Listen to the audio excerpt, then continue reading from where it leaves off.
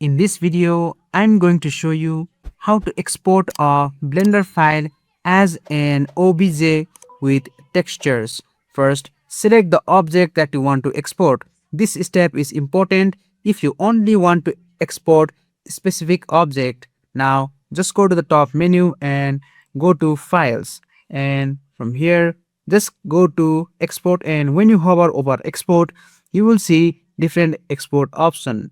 From the options, just choose wavefront.obj, and in the export settings on the right side, make sure to enable selection only. If you only want to export the selected object, then look for the material section, and here it is. And make sure material is selected.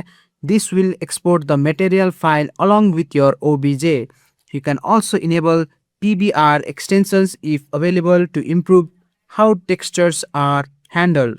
Now choose the folder where you want to save your file. So I'm just gonna go with downloads, and I'm just gonna leave the name as default and click on export wavefront OBJ like so, and you will see our file has been exported successfully. So we are just gonna go ahead and delete this one and again import it.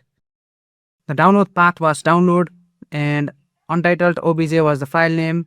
And as you can see, we have successfully imported our OBJ files from the file explorer. And that's it. That's how you export an OBJ file with texture in Blender. Thanks for watching, and I'll see you in the next one.